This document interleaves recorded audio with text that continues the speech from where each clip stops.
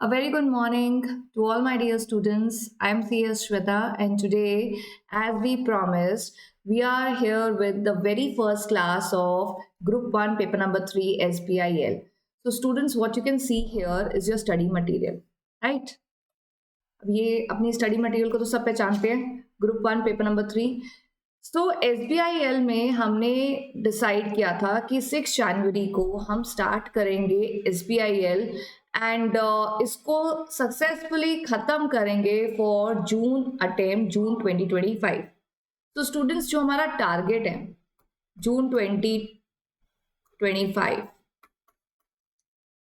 अब क्या यहाँ तक हमारा सिलेबस अच्छे से हो जाएगा? बिल्कुल हो जाएगा। मैंने आपको बताया था कि 6 जनवरी हम स्टार्ट करेंगे। हमारा टारगेटेड डेट है 6 मई। 6 मई तक हम अपना SBIL ग्रुप 1 का पेपर नंबर 3 फिनिश कर लेंगे with proper revision, with proper understanding. All notes will be given to you, right? And तो हमारे जब ये सारी चीजें हमें प्रोवाइड हो जाएंगी तो I don't think that there is any doubt कि हम नहीं क्लियर कर पाएंगे। अभी देखिए, अभी ग्रुप 1 में I am taking paper number 3, that is SBIL। So what is going to be my methodology? पहले हम वो चीज डिस्कस करते हैं।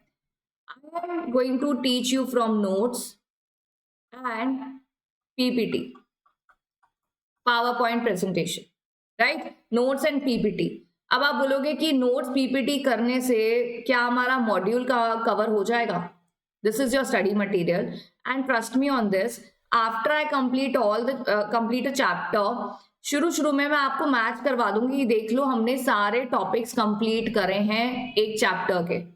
जब ये लगातार होगा तो आपको खुद ही ट्रस्ट हो जाएगा कि यस, अगर हम नोट्स और PPT से पढ़ के जाएंगे, नोट्स प्लस PPT, जो बात अगर नोट्स में रह गई होगी PPT में आ जाएगी, जो PPT में रह गई होगी नोट्स में कवर कर ली होगी। तो notes plus PPT is equal to your study material.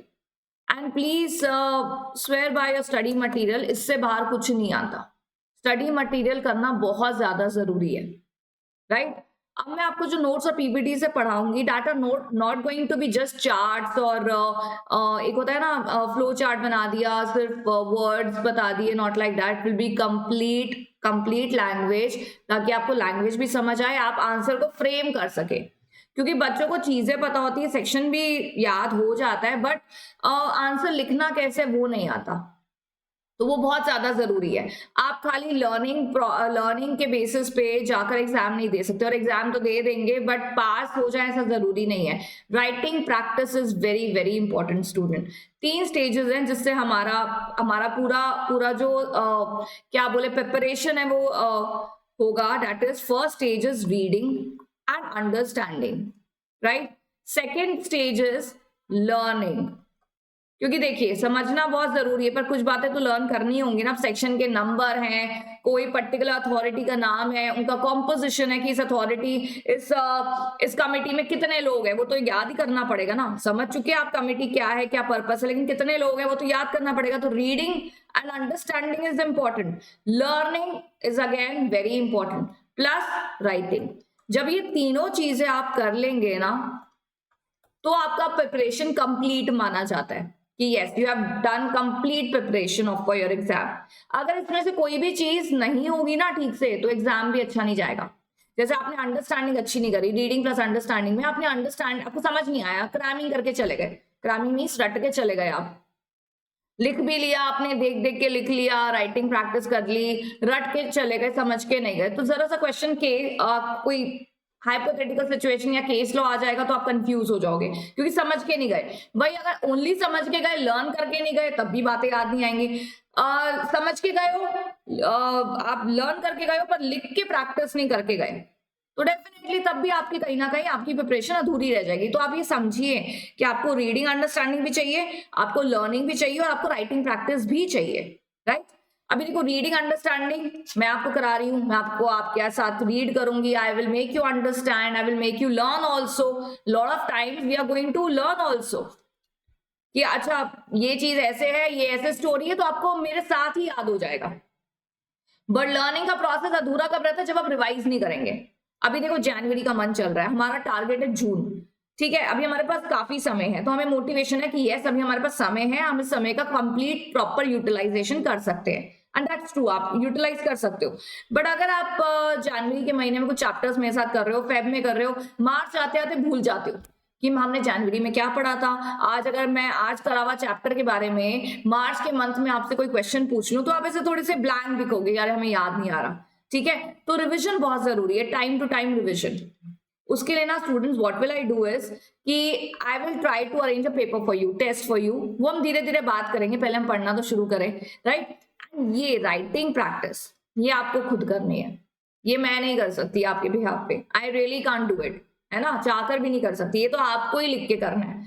तो अब क्या करें, क्या हम सारे क्वेश्चन राइटिंग प्रैक्टिस करें? No, not at all. जब भी मैं चैप्टर कराऊंगी उसमें आपको स्टार मार्क करवाऊंगी कि ये राइटिंग प्रैक्टिस करना है। जिसको स्टार मार्क करूंगी जब चैप्टर खत्म हो जाए तो उनको आप लिख के कर लीजिए, ठीक है, ये करना है आपको। जब आप राइटिंग प्रैक्टिस करेंगे ना तो आप देखेंगे कि अभी तो जनवरी चल रहा है, जब मई मंथ आएगा तो आपके पास एक रजिस्टर रेडी हो जाएगा जिसमें आपने जनवरी से राइटिंग प्रैक्टिस करा है। तो पता है क्या होगा, उस मई के मंथ में ये राइटिंग प्रैक्टिस वाला रजिस्टर आप एक बार रिवीजन के लिए भी यूज कर सकते हो, क्योंकि मैं आपको राइटिंग प्रैक्टिस उन्हीं क्वेश्चंस की कराऊंगी जो ज्यादातर एग्जाम्स में आए हुए हैं या they are likely to come in exam, right. तो आपके लिए आपका खुद का राइटिंग प्रैक्टिस वाला एक रजिस्टर रेडी होगा जिसको आप पढ़ के रिवाइज करके एग्जाम में डायरेक्टली जा सकते हो। You understand? तो ये तीनों स्टेजेस बहुत ज्यादा जरूरी है। हर इन बातों को शुरू में समझ लीजिए। क्लास के फर्स्ट डे तो हम बड़े एक्साइटेड होते हैं कि हमें अच्छे से पढ़ना है, हम तो फुल मार्क्स लाएंगे। जैसे स्कूल में तो तुमने एक्सपीरियंस करा ही है, the moment you buy new books, new bag and your first day of 6th standard 7th standard whatever standard, तो first day you are very excited. अब तो यूनिट टेस्ट में भी कमाल करके दिखाएंगे, हाफ ईयरली फाइनल तो दूर की बात है, बस जैसे जैसे यूनिट आएगा ना, जैसे जैसे मैम पढ़ाएगी घर जाके पढ़ेंगे एंड हमें पिछले साल जैसी गलती हम नहीं करेंगे। I think every student take a pledge अपने मन में कि हम ऐसा करेंगे। फर्स्ट क्लास, शुरू की क्लास ना बड़ी डिफरेंट लगती है, बड़ी वाइब लगती है कि चलो हम शुरू में बड़े वो होते हैं, एक डिटर्मिन होते हैं। ये डिटर्मिनेशन शुरू से अंत तक अगर रही तो you will definitely clear your exam. Take it in writing. पर ये आपकी जो डेडिकेशन है ना, ये एक वो डिमिनिशिंग कर्व में चली आती है। अभी तो बहुत यहाँ पर है, फिर धीरे धीरे एकदम एक्स एक्सिस टच कर देगी, ऐसे चली जाएगी आपकी डिटर्मिनेशन।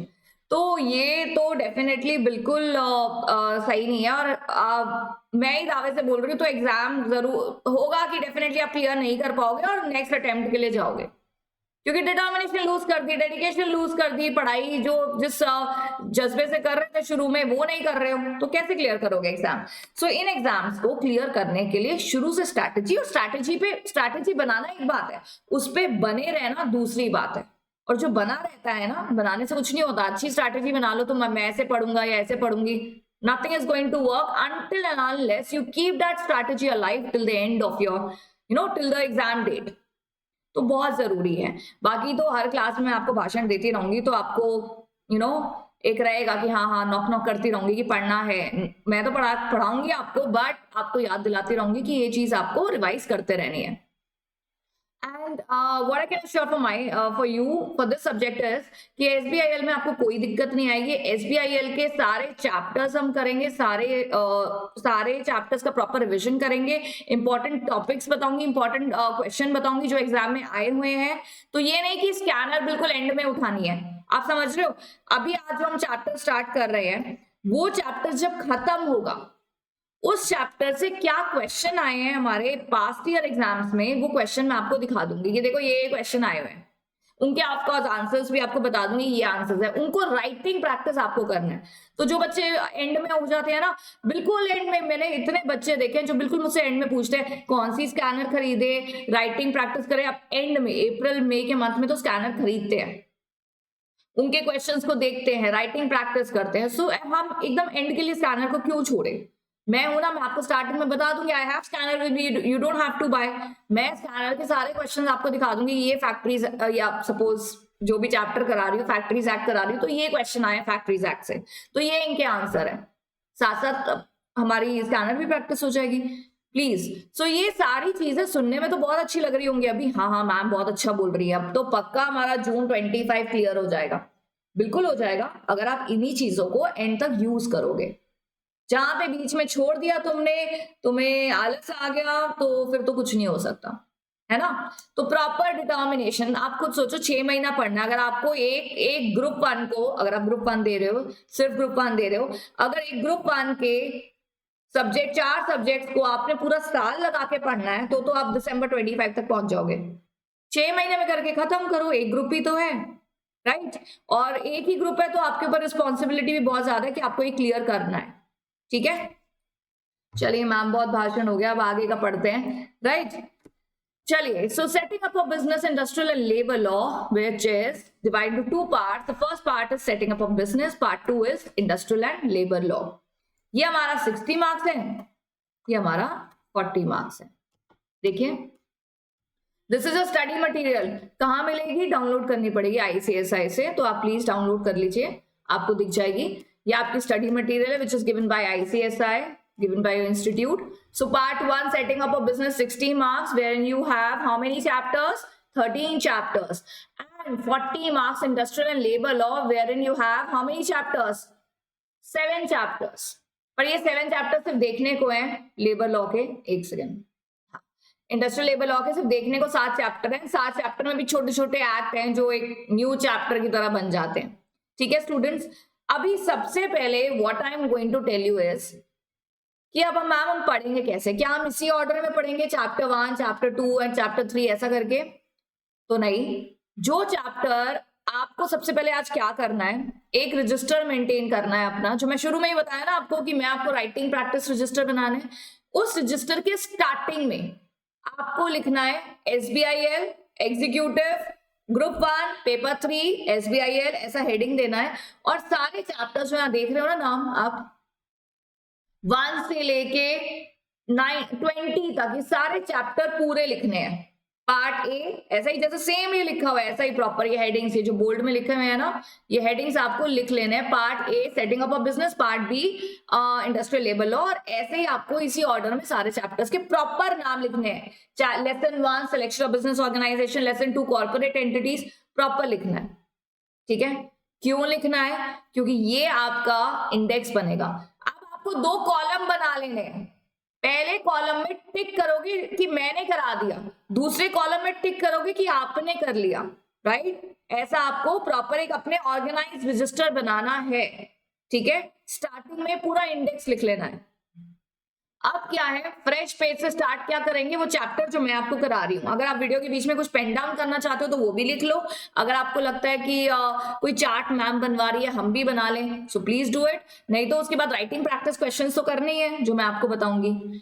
इस तरीके से हमें अपनी पूरी प्रिपरेशन कर लेनी है, right? See students, you have a ease of doing your classes because you are not going anywhere. You don't have to waste your time conveyance में आना जाना, कुछ नहीं करना आपको। और आने जाने से बहुत डिस्ट्रैक्शन भी होती है। जाते 1 घंटे की क्लास हो, 2 घंटा कैफे में बैठ के आप बर्बाद कर देते हो समय। सो प्लीज अपने लिए थोड़ा डिसिप्लिन लाना पड़ेगा कि हमें अगर मैम ने क्लास डाली है तो हमें पढ़ लेनी है SBIL की, राइट। चलिए, सो अब जहां तक बात आती है चैप्टर की, तो आज मैं कौन सा चैप्टर स्टार्ट कर रही हूँ? I am not starting from part A, I starting new chapter from part 2, that is industrial and labor law. इसके पीछे क्या लॉजिक है ma'am? Why are you starting part 2 का this chapter first? My wish, मैंने पंडित से पूछ के निकाला ये चैप्टर। ये वाला चैप्टर कराने से बच्चे क्लियर कर लेंगे, सॉरी, बट एनीवे मेरी मर्जी। मैं आज आपको कराने वाली हूँ कौन सा चैप्टर? The factories act. देखिए, पार्ट 2 जो इंडस्ट्रियल लेबर लॉ है ना, अभी क्या देखो, मैं लेबर लॉ जब तुम्हें पढ़ाऊंगी ना, जैसे law and welfare working condition है, ये यूनिट है ना, ये पूरा यूनिट है law of welfare and working condition. मतलब जो इंडस्ट्रियल जो लेबर के लिए वेलफेयर लॉस हैं, वर्किंग कंडीशन के रिस्पेक्ट में जो लॉ एक्ट पास करे हैं गवर्नमेंट ने, वो इस यूनिट में आ रहे हैं। कौन से एक्ट है? Factories act, contract labour regulation abolition act and the child and adolescent labour act, prohibition and regulation act. तो 3 एक्ट आ रहे हैं, तीसरे यूनिट में 3 एक्ट आ रहे हैं। तो ये तीनों एक्ट मैं आपको साथ साथ करा दूंगी, तो हमारा ये वाला यूनिट खत्म हो जाएगा। ठीक है ना। फिर अगर सपोज मैं ये वाला यूनिट स्टार्ट करूं, evaluation of labour legislation, need of labour code. अब इसमें क्या लेबर कोड है, इसमें कोई पर्टिकुलर एक्ट नहीं है, तो ये चैप्टर खत्म करा दिया। अगर मैं तीसरा चैप्टर भी लेबर लॉ का स्टार्ट करूं, तो तीसरे चैप्टर के बाद आप थोड़े से ऐसे हो जाओगे, मैम लेबर लॉ बहुत सुन रहे हैं, तो फिर मैं ये वाला चैप्टर उठा लूंगी, सेटिंग अप ऑफ बिजनेस में से कोई। पर सारे चैप्टर हम करेंगे, आप टेंशन मत लीजिए कौन सा पहले कर रहे हैं कौन सा बाद में कर रहे हैं, करना तो हमें सब कुछ ही है, ठीक है ना। तो हम सब कुछ पढ़ेंगे, अच्छे से पढ़ेंगे, कि एक चैप्टर अच्छे से पढ़ेंगे, पर किस ऑर्डर में कराना है, क्या पहले कराना है, I will decide, right? So you have to follow me, what chapter I am taking, whatever chapter I am taking, you have to do it simultaneously with me, that's it, right? चलिए, ये नहीं कि कसम खा के बैठे हैं, पहले तो हम कन्वर्शन ऑफ बिजनेस एंटिटीज करेंगे, उसके बाद ही कोई और वीडियो वाला कोई और वीडियो देखेंगे, नॉट लाइक दैट, ओके। आपको मेरे साथ साइमल्टेनियसली पढ़ना है। चलिए, सो आई थिंक हमने, ये पहली क्लास थी हमारी एसबीआईएल की, तो हमने काफी एक मेथोडोलॉजी के बारे में बात कर ली है, क्या है कैसे हम लोग पढ़ाई करने वाले हैं वो बात कर ली है, लॉजिक बता दी है क्यों हम ये करने वाले हैं क्यों नहीं करने वाले। So let's now start with the chapter. Students, chapter start कर रहे हैं आज हम फैक्ट्रीज एक्ट 1948। अभी आप तो करा रहे हो हमें पीपीटी से और नोट से, तो ये हमें कहाँ मिलेंगे। तो मैं आपको एक और चीज बता दूं, वेरी इंपॉर्टेंट, इसके लिए मैं बीच में अनाउंस भी करती रहूंगी आपको, ताकि बच्चों को पता चलता रहे। आपको अभी जो मेरे डिस्क्रिप्शन बॉक्स में नंबर दिया गया है, उस नंबर पे आपने अपना नाम मुझे मैसेज कर देना है, and what module you are giving, module 1, module 2 और बोथ या ओनली मॉड्यूल 2, जो भी है आपका, वो आपने मुझे मैसेज कर देना है, ठीक है। तो मैं आपको एक ब्रॉडकास्ट में ऐड कर दूंगी, व्हाट्सएप ब्रॉडकास्ट, तो उसमें जो भी नोट्स होंगे, जो भी आपके पीपीटी पीडीएफ होंगे, वो आपको दे दिए जाएंगे, ठीक है। सपोज मैम आपने पीडीएफ भेज दी और हमने लेट ज्वाइन करा, हमें तो नोट्स नहीं मिले, so no problem, you have my number ना, यू कैन व्हाट्सएप मी कि ma'am please send us the notes of factories act. वो तो तुम मुझे बताओगे ना, मेरे में टेलीपैथी तो नहीं है ना कि मैं घर बैठे बैठे इमेजिन कर लूं किसके पास नोट्स चले गए हैं किसको नहीं मिले हैं, ठीक है। अब पीपीटी जो है ना, वो भी पीडीएफ में कन्वर्ट करी जाएगी, क्योंकि बहुत सारे बच्चों को पीपीटी ओपन करने में दिक्कत होती है। पीपीटी जो भी मैं आपको पढ़ाऊंगी वो पीडीएफ में कन्वर्ट करके दी जाएगी, और जो नोट्स जिससे मैं अभी पढ़ा रही हूँ वो भी आपको पीडीएफ फॉर्म में हर चैप्टर के मिल जाएंगे। जैसे ये जो हम पढ़ रहे हैं ये आपको मिल जाएगा, टेंशन की बात नहीं है। तो कोई टेंशन नहीं है, क्लास मिल रही है, नोट्स मिल रहे हैं, लिखने का कैसे करना है वो आपको बता दिया। So I think you are sorted. इसके अलावा भी कोई चीज है, you definitely have option, you can ask me in a comment और you can WhatsApp me anyway, right. चलिए आगे बढ़ते हैं, स्टार्ट करते हैं हम लोग फैक्ट्रीज एक्ट। तो हमारा जो यूनिट 3 है ना, वेलफेयर लेजिस्लेशन वाला, कि लेबर के लिए कौन कौन से वर्किंग कंडीशन और वेलफेयर एक्ट, मतलब कौन कौन से ऐसे एक्ट बने हैं जो लेबर के वर्किंग कंडीशंस के बारे में बात कर रहे हैं, कौन कौन से ऐसे एक्ट है। तो हमने 3 एक्ट सुने, factories act, contract labour, child adolescent labour, right. तो ये तीनों एक्ट हम खत्म कर लेंगे तो हमारा यूनिट 3 खत्म हो जाएगा, ठीक है, हमारे स्टडी मटेरियल के हिसाब से। So let's start with factories act 1948। So student, अभी ये जो फैक्ट्रीज एक्ट है ना, इसको भी मैंने फर्दर कुछ पार्ट्स में डिवाइड करा गया, part A, part B, part C, मतलब पूरे चैप्टर को, कि बच्चा कल को रिवाइज करे तो पार्ट ए पार्ट बी इकट्ठा रिवाइज कर लिया। उसमें बड़ी बेसिक बातें हैं, जैसे कि हमारे ये एक्ट क्यों बनाया गया था, इसके ऑब्जेक्ट क्या है, इसके डेफिनेशंस क्या है, ये एक्ट का स्कीम क्या है, कितने सेक्शन है, कितने शेड्यूल्स हैं, तो ये बेसिक बात है, पार्ट ए पार्ट बी में है। पार्ट सी से हमारा कमिटी स्टार्ट हो जाती है, पार्ट डी से हमारे वर्किंग कंडीशन स्टार्ट हो जाते हैं, मतलब जो फैक्ट्रीज एक्ट में है। पार्ट ई में हमारे पेनल्टीज और ये सब बताए गए हैं। सो पूरे चैप्टर को ना पार्ट्स में डिवाइड कर दिया गया। पता है इससे फायदा क्या होता है पार्ट्स में डिवाइड करने से? अभी तुम बच्चे, और तुम बच्चे ही हो, तुम्हारा एग्जाम है, ठीक है, और तुम्हें मैंने बता दिया कि बेटा देखो नोट्स में ना पार्ट सी और पार्ट डी जरूर पढ़ के जाना, क्योंकि देखो पार्ट ए में ऑब्जेक्टिव और डेफिनेशंस कहाँ ही पूछता है एग्जाम में, है ना। अब देखो एक चैप्टर में आई थिंक 30-40% कंटेंट होता है जो बिल्कुल, जिससे एग्जाम में आने के बिल्कुल चांसेस हैं। कुछ ऐसे क्वेश्चन होते हैं जिनको देख के पता चल जाता है हाँ ये एग्जाम में आ सकता है, पर हमसे फैक्ट्री की डेफिनेशन नहीं पूछेगा। हाँ, पर ये जरूर पूछेगा कि भैया साइट इंस्पेक्टर की क्या पावर्स है फैक्ट्री के, ठीक है ना, ये तो हमें पता ही, और मैं भी आपको बता ही दूंगी टाइम टू टाइम। सो क्या है ना, पार्ट्स में डिवाइड करने से क्या है ना, आपको पूरा फैक्ट्रीज एक्ट रिवाइज नहीं करना, आपको आपकी टीचर ने बता दी कि पार्ट सी पढ़ के जाना, ठीक है। तो वो थोड़ी लर्निंग और अंडरस्टैंडिंग को इजी बना देता है। तो पूरे चैप्टर को ना हमने पार्ट्स में डिवाइड करा गया है फॉर योर कन्वीनियंस। चलिए तो स्टार्ट करते हैं with part A of factories act. Factories act, अभी जो फैक्ट्रीज एक्ट बनाया गया है 1948, इसके बारे में समझते हैं कि ये एक्ट किस लिए बनाया गया, इसकी हिस्ट्री क्या है, इसका इंट्रोडक्शन क्या है। Factories Act is an act to consolidate among laws regulating labor in factories। अच्छा एक बात बताओ, अभी हम लेबर लॉ पढ़ रहे हैं, तो जितने भी एक्ट है लेबर लॉ वाले सेक्शन, मतलब पार्ट, हमारा जो पूरा सब्जेक्ट है 2 पार्ट्स में डिवाइडेड है। तो पार्ट 2 जो लेबर इंडस्ट्रियल लेबर लॉ है, उसमें सारे एक्ट जो आप सुनोगे वो कहीं ना कहीं लेबर के बेनिफिट के बारे में बात कर रहे हैं। तो बहुत सारे सेंट्रल लेजिस्लेशन है, स्टेट लेजिस्लेशन है जो लेबर के लिए काम करते हैं। सो लेबर के इतने सारे एक्ट जो बनाए गए हैं लेबर, ताकि लेबर एक्सप्लॉइट ना हो सके, लेबर के ऊपर, लेबर के वर्किंग कंडीशन पे बात करी गई है। क्यों? क्योंकि जो लेबर है, देखो हमारे देश में जो भी इकोनॉमिक डेवलपमेंट होती है, जीडीपी बढ़ता है हमारे देश में एक्सपोर्ट इंपोर्ट्स बढ़ते हैं, बिजनेसेस की वजह से बढ़ते हैं, फैक्ट्रीज, मैन्युफैक्चरिंग, इनकी वजह से बढ़ते हैं। बट यहाँ पे जो सबसे इग्नोर्ड सेक्शन रह जाता है ना, हमारे वीकर सेक्शन जो रह जाते हैं, वो हमारे लेबर है। मतलब प्रोडक्टिविटी जितनी बढ़ रही है फैक्ट्री में, लेबर को उस हिसाब से बेनिफिट नहीं मिलता।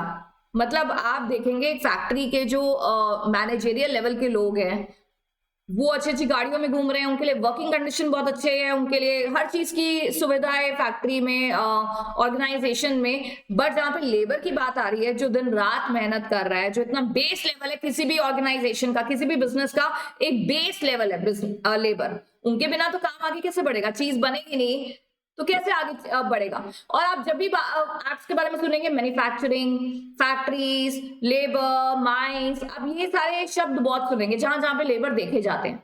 तो फैक्ट्रीज एक्ट बनाया गया क्योंकि फैक्ट्रीज में देखा जाता है कि लेबर के हेल्थ, सेफ्टी एंड वेलफेयर, ये 3 मेजर ऑब्जेक्टिव है हमारे फैक्ट्रीज एक्ट के।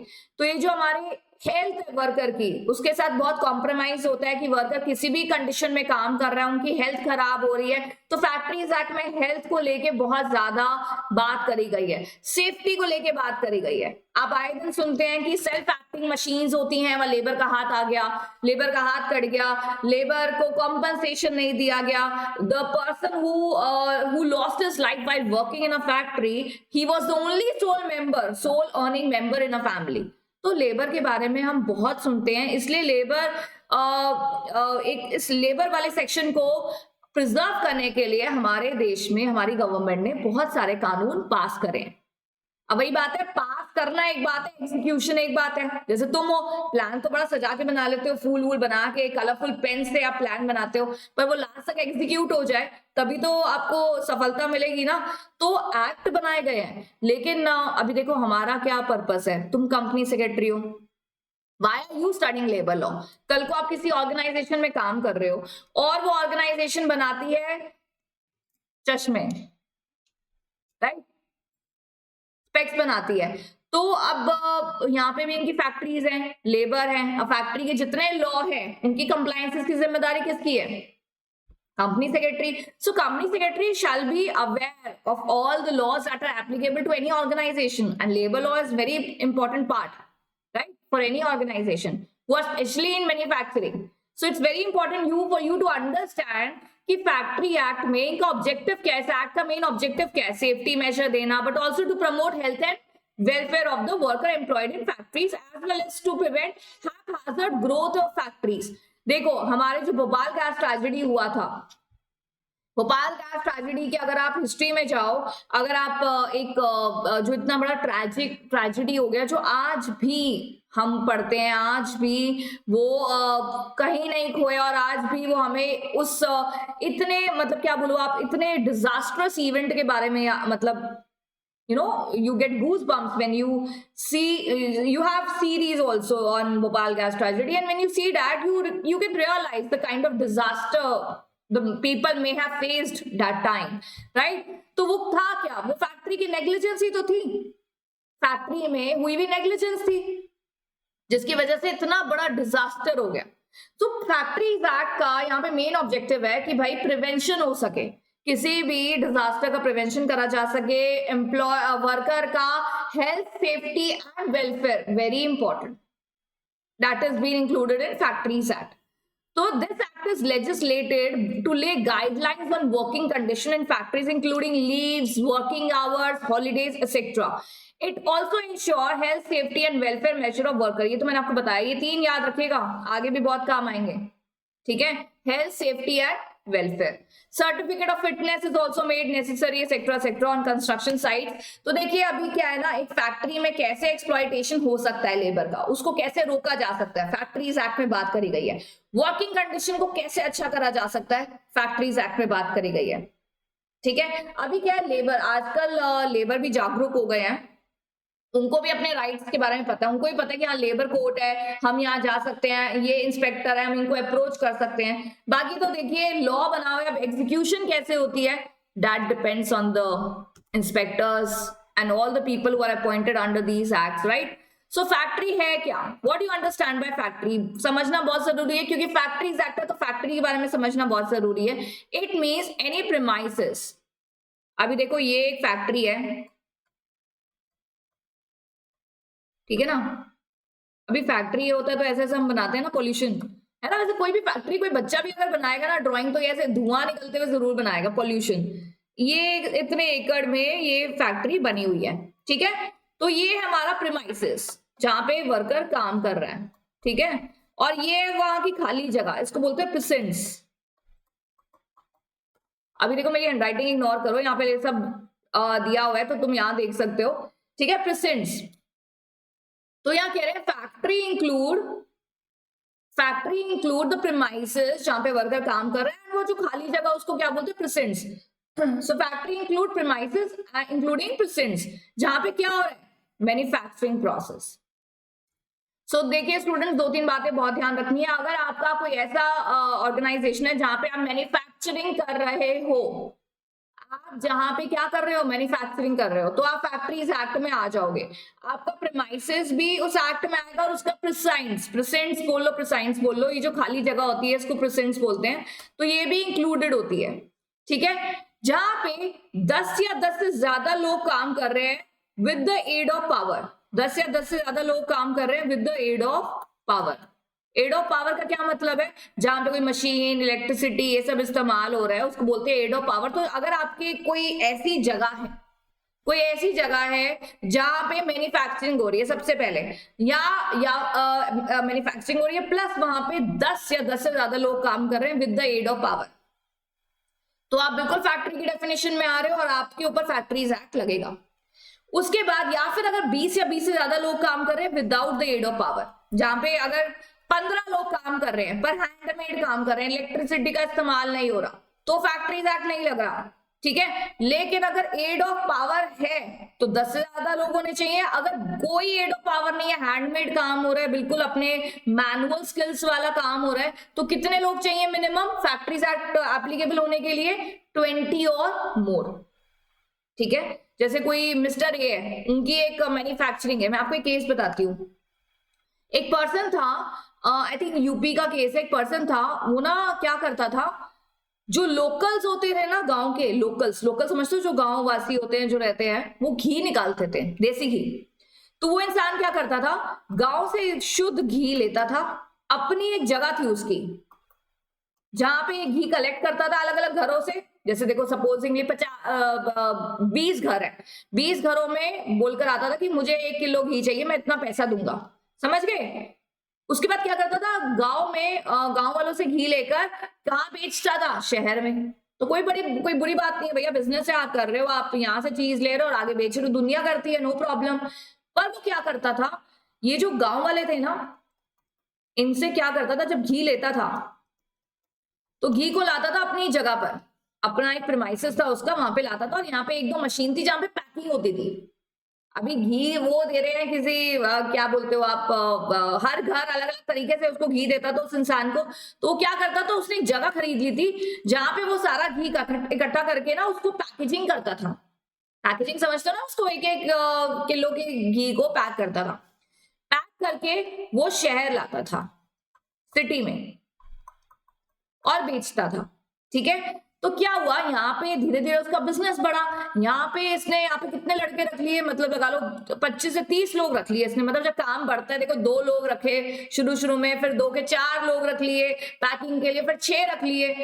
भाई पैकेजिंग का काम भी इतना बढ़े, मतलब जब काम बढ़ गया तो इतना काम बढ़ गया कि उसने यहाँ पे 30 लोग रख लिए, मतलब 20 से तो ऊपर ही रखे थे, 25-30 लोग रख लिए, 30 ले लेते हैं। तो यहाँ पे इसके ऊपर एक इंस्पेक्टर का नोटिस आया कि भैया तुम तो फैक्ट्रीज एक्ट में आते हो, तुम तो कंप्लायंसेस करते नहीं हो, जो जो लॉ लग रहा है। उसने कहा नहीं, मेरी कोई फैक्ट्री नहीं है, मैं तो यहाँ से घी उठाता हूँ और वहां दे देता हूँ। तो इंस्पेक्टर ने समझाया कि भाई ये जो तुम पैकेजिंग कर रहे हो ना, पहले तो तुम्हारा प्रीमाइसेस है, पैकेजिंग मैन्युफैक्चरिंग की डेफिनेशन में आ रहा है फैक्ट्रीज एक्ट के। तीसरा, तुम्हारा ये कमर्शियल बिजनेस है, सो डेफिनेटली आपके ऊपर फैक्ट्रीज एक्ट लग रहा है। ठीक है, तो यहाँ पे ऐसा कुछ था कि पैकेजिंग वो सिर्फ करता था, लेकिन फैक्ट्रीज एक्ट के नॉर्म्स फॉलो नहीं करता था, तो उसके ऊपर इंस्पेक्टर ने फैक्ट्रीज एक्ट को एप्लीकेबल करा। So it's very important to understand कि फैक्ट्रीज एक्ट किसके ऊपर लग रहा है, उन ऑर्गेनाइजेशंस के ऊपर लग रहा है जो पहली बात क्या है, एक मैन्युफैक्चरिंग कर रही है। दूसरा, उनके प्रेमाइसेस में 10 या 10 से ज्यादा लोग काम कर रहे हैं with the aid of power, या 20 या 20 से ज्यादा लोग काम कर रहे हैं without the aid of power, तो वो क्या है, फैक्ट्री, राइट। उसके बाद एक हिस्ट्री के बारे में बात करी जाए फैक्ट्रीज के एक्ट, तो एक सेंट्रल लेजिस्लेशन है, सेंट्रल गवर्नमेंट द्वारा पास करा गया, 1881 में आया था। अगर इसकी बिल्कुल हिस्ट्री में जाना है ना, तो एक बहुत अच्छी बढ़िया मूवी है, मैं नाम भूल गई, 14 अगस्त, यही है ना, एक मिनट जरा मैं चेक कर लूं, कोई यही है 14 अगस्त।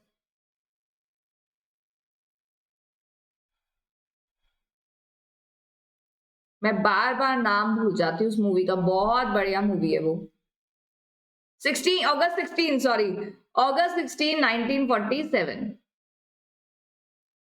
एक सीरीज है या एक कोई मूवी है।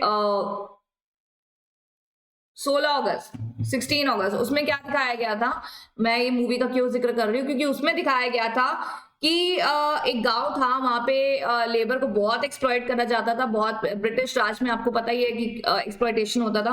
तो उस समय हमारा फैक्ट्रीज एक्ट के कानून आ गया था 1881 में, देखो ब्रिटिश टाइम पे ही आया, बट कोई एप्लीकेबिलिटी नहीं थी, कोई वर्किंग आवर्स नहीं थे। उस मूवी में जो दिखाया गया कि बहुत ज्यादा, मैं ना कंफर्म करके बताऊंगी मूवी का नाम नेक्स्ट क्लास में, उस मूवी में दिखाया गया कि जो लेबर का एक्सप्लॉइटेशन है वो इतना ज्यादा करा जाता है कि कोई लॉ, इनफैक्ट उस मूवी में कुछ ऐसे डायलॉग्स भी थे जहां लेबर या वो जो हेड ऑफ द लेबर है उस समय, वो आवाज उठाता था कि भाई हमारे जो कानून बनाया गया है लेबर को लेके, आप तो फॉलो ही नहीं करते हैं, हमें तो कोई वर्किंग आवर नहीं देते, आप हमें डे नाइट काम करा रहे हैं, वेजेस कम दे रहे हैं। मतलब उस मूवी में वेजेस शब्द नहीं थे, हिंदी में थी पिक्चर, पर उसमें ये दिखाया गया था कि रिवोल्ट कर रही है लेबर, पर कोई सुन नहीं रहा, क्योंकि लॉ तो बनाया गया, पर लॉ की इंप्लीमेंटेशन नहीं है, और वो लॉ बिल्कुल भी प्रॉपर्ली इंप्लीमेंटेड नहीं थे। और आपको पता ही कि हमारे देश में प्री इंडिपेंडेंस के बाद, पहले मतलब प्री इंडिपेंडेंस पीरियड में जितने भी कानून पास हुए हैं वो काफी ज्यादा अमेंड हुए हैं आफ्टर पोस्ट इंडिपेंडेंस। सो 1891 में अमेंड हुआ, ये हमारे जो फ्रीडम फाइटर्स थे ना, वो लड़ते थे कि अब ये लॉ अमेंड करो, ये लॉ नया लॉ लेबर के लिए। तो उस समय अमेंडमेंट्स आते थे, 1948 में बहुत बड़ा अमेंडमेंट आया था, 1976-87 में भी आया। It was extensively amended in the year 1948। Extensively means completely amended in the year 1948। The Factories Act is more comprehensive than the previous act and focuses mainly on health, safety, welfare of the worker. मैंने आपको बोला ये 3 शब्द याद रखने आपको, health, safety, welfare, working hours, minimum wage, ये सब के बारे में बात करी गई है लेबर लॉ में। Factories act has been amended from time to time, specially after Bhopal gas tragedy disaster, जो मैंने अभी आपको बताया, which could have been prevented, कह रहे हैं प्रिवेंट हो सकता था, बट लापरवाही की वजह से बहुत बड़ा डिजास्टर हो गया। Amendment demanded the shift away from dealing with disaster to prevention of the occurrence. तो यहाँ कह रहे हैं फैक्ट्रीज एक्ट में वैसे भी यही बात करी गई है कि प्रिवेंट कैसे करा जाए, किसी भी इवेंट की प्रिवेंशन कैसे करी जाए, ठीक है। Factories amendment act came into force on December 1, 1987। इसमें नया चैप्टर ऐड हुआ था which is related to occupational health and safety. Worker जब एक जगह पे काम करता है, देखो अब क्या है ना, सिंगर के साथ क्या प्रॉब्लम हो सकता है, उनका गला खराब हो सकता है, वो गले का इंश्योरेंस लेते हैं स्पेशली, उनको जो पियानो बजाते हैं वो अपने फिंगर्स का लेते हैं। अब टीचर्स हैं, मैं तो बैठी हुई हूँ, but lot of times teachers podium पे खड़े होके पढ़ाते हैं, तो मेरा भी हुआ है, मैंने बहुत साल बहुत खड़े होके पढ़ाया पूरा टाइम, तो मेरे को भी एक प्रॉब्लम हो गया प्लांटर fasciitis, मतलब एक, मैं ये नहीं बोलूंगी ऑक्यूपेशनल डिसीज हो गया, बट समहाउ वो मेरे प्रोलॉन्ग स्टैंडिंग की वजह से हुआ, राइट। तो ऑक्यूपेशनल हेल्थ होता है कि जब आप एक जगह पे काम कर रहे हो, उससे जो हेल्थ इश्यूज आ सकते हैं, that is occupational health, right. तो इसके ऊपर भी नया चैप्टर ऐड हुआ था 1987 में। अभी देखो स्टूडेंट्स, मैं एक डिस्क्लेमर देती हूँ यहाँ पे आपको, ये जो यहाँ पे हम पढ़ रहे हैं, ये आपसे एग्जाम में नहीं पूछने वाला, आपको नहीं पूछने वाला कि फैक्ट्रीज एक्ट का हिस्ट्री बताओ, क्या हुआ था प्री इंडिपेंडेंस पीरियड में, ये सब नहीं आने वाला आपको एग्जाम में, ठीक है। तो फिर मैम क्यों पढ़ा रहे हो, आप मुझे बताओ कि मैं सीधा इंस्पेक्टर पे पहुंचूं आपके, फैक्ट्रीज एक्ट में ये इंस्पेक्टर, सेक्शन 8 में ये बात कर रहे हैं, सेक्शन 7 में ऑक्यूपायर के बारे में बात कर रहे हैं, सीधा वहां पहुंच जाऊं, नहीं ना। किसी भी चीज को समझने के लिए उसके बेस से उसको समझना जरूरी है ना। और जहां पे मैं बोलूंगी लर्न करना है, स्टार मार्क कर देना, जो मैं बोलूंगी राइटिंग प्रैक्टिस करना है, उसके आगे W+ स्टार मार्क कर देना, कि ये तो लिख के बोला है मैम ने करना है, ठीक है ना। ये सर समझिए आप, जब तक समझेंगे नहीं तो आगे लर्न कैसे करेंगे। ऑब्जेक्ट ऑफ द एक्ट क्या है, अभी तक आप भी समझ गए होंगे। एक्ट का ऑब्जेक्ट क्या है कि वर्कर को प्रॉपर हेल्थ, सेफ्टी और वेलफेयर मेजर्स दी जाए। Factories act was enacted and came into force with the objective of providing adequate compensation to the affected person. कह रहे हैं कि अगर कोई फैक्ट्री में, पहले तो देखो पहला मेन ऑब्जेक्ट है कि हेल्थ, सेफ्टी, वेलफेयर प्रोवाइड करा जाए। फिर अगर वर्कर के साथ कुछ भी गलत होता है, जैसे वो ऑक्यूपेशनल हेल्थ हैजर्ड हो गया या कोई एक्सीडेंट हो जाता है लेबर का, बिकॉज सी मैन्युफैक्चरिंग है, तो वहां पे you are dealing with machines and there lot of the environment is such that कि एक बोलते हैं ना कोई एक्सीडेंट, तो ऐसे भी देखो ऐसी चीजें कभी भी हो सकती है, तो प्रॉपर कॉम्पनसेशन प्रोवाइड करा जाए। Act extends to whole of India and the person employed in factories, mines, plantation, construction, mechanically propelled vehicles and some hazardous occupation are covered in the provisions of the act। तो यहाँ कह रहे हैं इस act में इतने amendments हुए हैं और इतने बढ़िया अमेंडमेंट्स हुए हैं कि this act covers major areas जहां पे भी ये प्रॉब्लम हो सकता है। माइंस, कंस्ट्रक्शन साइट्स, प्लांटेशन, वहां पे भी वर्कर्स काम करते हैं, and then all the workers who are dealing with hazardous. Hazardous का मतलब क्या होता है, हैजर्डस का मतलब ये होता है डेंजरस।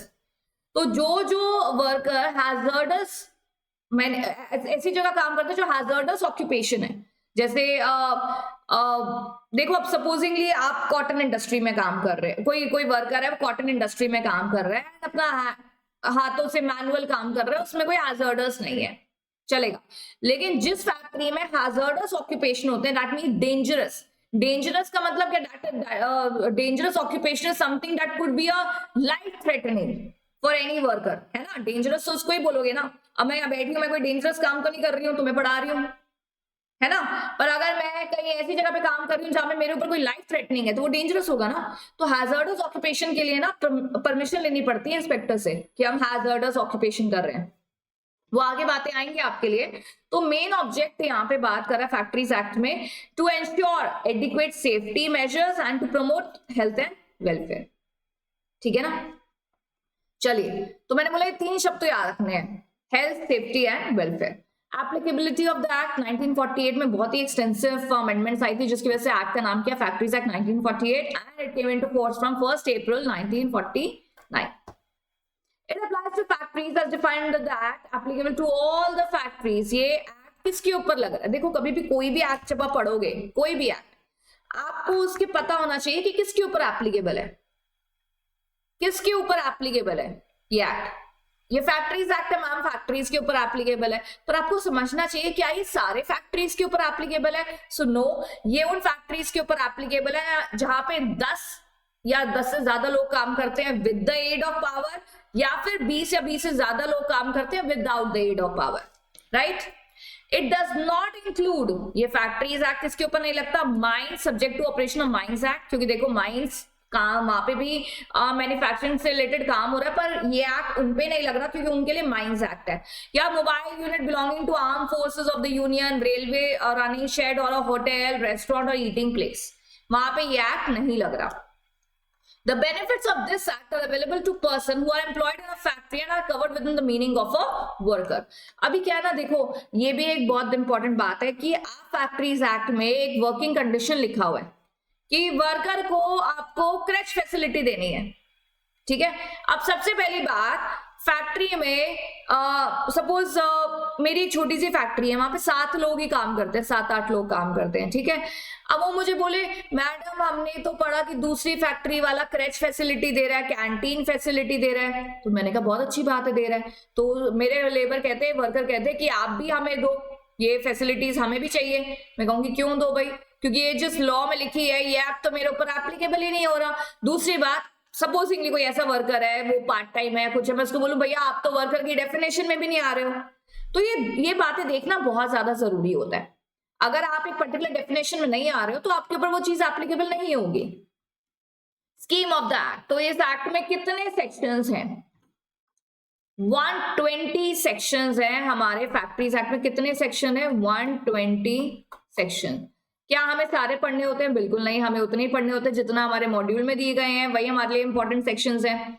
अब बच्चे मुझे ये भी बोलते हैं मैम देखो अभी आप हमें कोई सेक्शन पढ़ा रहे हो, हम ना फिर कंफ्यूज हो जाते हैं कि आपने सेक्शन 3 फैक्ट्रीज एक्ट का क्या पढ़ाया, फिर आपने सेक्शन 3 कॉन्ट्रैक्ट लेबर का क्या पढ़ा दिया, चाइल्ड लेबर का सेक्शन 3 क्या बोलता है, तो हम बड़े कंफ्यूज हो जाते हैं।